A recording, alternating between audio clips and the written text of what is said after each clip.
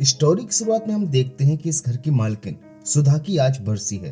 तभी अविनाश का दोस्त अर्जुन अविनाश से मिलने आता है। जहां घर का नौकर हरिया बताता है कि अविनाश साहब काफी गहरे सदमे में हैं। कई दिनों से उन्होंने खाना तक नहीं खाया। मालकिन के जाने के बाद वो पूरी तरह से टूट चुके हैं। तभी अर्जुन अविनाश को समझाता है और वापस से अपनी जिंदगी जीने के लिए कहता है और दूसरी शादी करने की बात कहता है, पर अविनाश इस बात को इग्नोर कर देता है। तभी अविनाश कहता है कि दिल्ली का काम हुआ कि नहीं।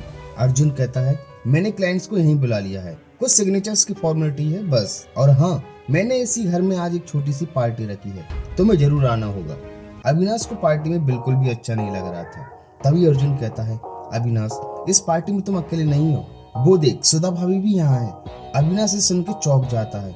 वो देखता है कि हुबहू सुधा जैसी लड़की उसके सामने खड़ी है। अर्जुन अविनाश को नंदा से इंट्रोड्यूस करवाता है। जहाँ अविनाश नंदा को देखकर खोसा जाता है। जहाँ अर्जुन कहता है अब तो हाँ कर दे मेरे दोस्त, जिसके बाद अविनाश मान जाता है और नंदा के मामा बाकीलाल से अर्जुन बात करता है और शादी की डेट फिक्स हो जाती है।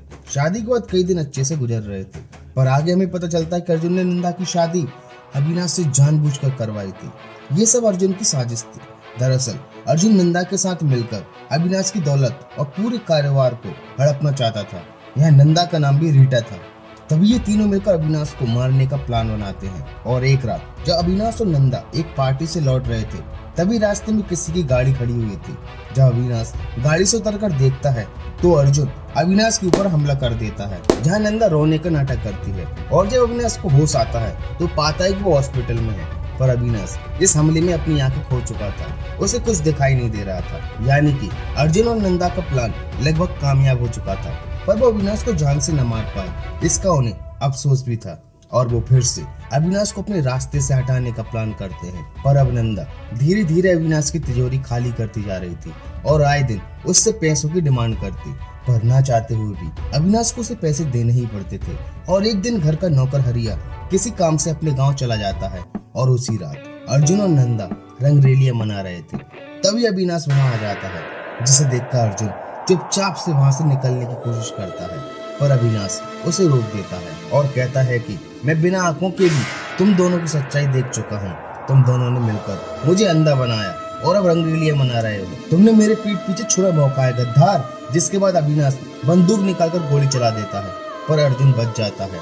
जिसके बाद दोनों में काफी लड़ाई होती है और अर्जुन उसी बंदूक से अविनाश को गोली मारकर मार डालता है। तभी घर की घंटी बजती है और हरिया वापस आ चुका था, पर बाकीलाल उसे बहाना बनाकर डॉक्टर से दवाई लाने के लिए भेज देता है और कहता है कि अविनाश साहब को बड़ा हार्ट अटैक आया है, तुम जल्दी जाओ और दवाई लेकर आओ। और यहाँ अविनाश की लाश को एक बक्से में बंद करके घर के पीछे दफना देते हैं। और अगले दिन जब हरिया चाय लेकर अविनाश के कमरे में जाता है तो पाता है कि अविनाश कमरे में था ही नहीं। जब हरिया ये पूछता है कि साहब कहाँ हैं, तभी अर्जुन कहता है कि अविनाश को फिर से हार्ट अटैक आया था और हमने उसे हॉस्पिटल में शिफ्ट कर दिया है। वही नंदा तिजोरी की चाबी ढूंढने लगती है, पर पूरे घर की तलाशी के बाद भी उसे वो चाबी नहीं मिलती। वही उस तिजोरी को तोड़ने और खोलने की कोशिश करते हैं, पर फिर भी वो तिजोरी नहीं खुलती। तभी उन्हें ख्याल आता है कि अविनाश की लाश के साथ वो चाबियां तो दफन नहीं कर दी, और वो अविनाश की कब्र को खोदने लगते हैं, पर वहां भी उन्हें चाबियां नहीं मिलती। और बाकीलाल उस कब्र में गिर जाता है और जोर जोर से चिल्लाने लगता है और वहां से भाग जाता है। जहां वो चाबी बाकीलाल की जेब से गिरती है। जिसके बाद वो तिजोरी खोलते हैं, पर तिजोरी खाली थी और उसमें खून ही खून था, जिसे देखकर अर्जुन बाकीलाल को मारने लगता है, क्योंकि उसे ऐसा लग रहा था कि चाबी बाकीलाल की जेब से मिली थी और उसने तिजोरी को साफ कर दिया था। और उसी रात अविनाश की लाश कब्र में से बाहर आ जाती है और घर के गेट अपने आप ही खुल जाते हैं और नंदा गेट बंद कर देती है। फिर उसे पानी टपकने की आवाज आती है और नंदा जैसे ही बाथरूम में जाती है तो पाती है कि नल से पानी टपक रहा है और वो नल बंद कर देती है। और जैसे ही वो नल बंद करके पीछे मुड़ती है तो पाती है कि अविनाश जीता जागता उसके सामने खड़ा है। वो चिल्लाती है और वहां से अपनी जान बचाकर सीधा अर्जुन के पास आती है और वो अविनाश के बारे में बताती है।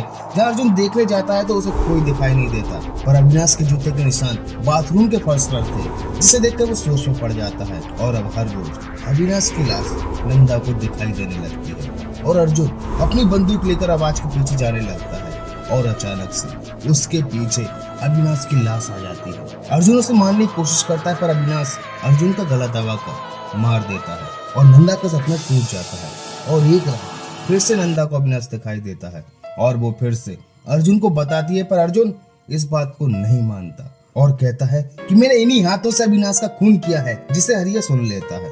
और अर्जुन नंदा को अविनाश की कब्र दिखाता है, पर वो कब्र खाली थी, जिसे देखकर अर्जुन भी सहम जाता है और नंदा बेहोश हो जाती है। और अगले दिन एडवोकेट बनर्जी आते हैं और अविनाश के बारे में पूछते हैं, पर अर्जुन उसे भी ये कह देता है कि अविनाश मीटिंग के लिए बाहर गया है, 2-3 दिन में लौटेगा। जिसके बाद एडवोकेट बनर्जी वहीं रुक जाते हैं, जहां अर्जुन बाकीलाल से कहता है कि अगर 2-3 दिन में बनर्जी यहाँ से नहीं गया तो उसे भी मैं अविनाश के पास भेज दूंगा। और उसी रात हरिया बनर्जी को कुछ बता रहा था, पर तभी अर्जुन वहां आ जाता है और हरिया को वहां से भगा बनर्जी के साथ ड्रिंक करने लगता है। जब बातों ही बातों बनर्जी अर्जुन को बता देता है कि अविनाश अपनी पत्नी से खुश नहीं है और वो अपनी वसीयत बदलना चाहता है, और इतना कहकर वो अपने कमरे में चला जाता है, जो अविनाश की लाश पहले से ही मौजूद थी। और वो उसे देखकर चीखते चिल्लाते कमरे से बाहर निकलता है और हरिया से कहता है कि अंदर अविनाश बड़ा ही भयानक रूप में है, क्या हुआ उसे।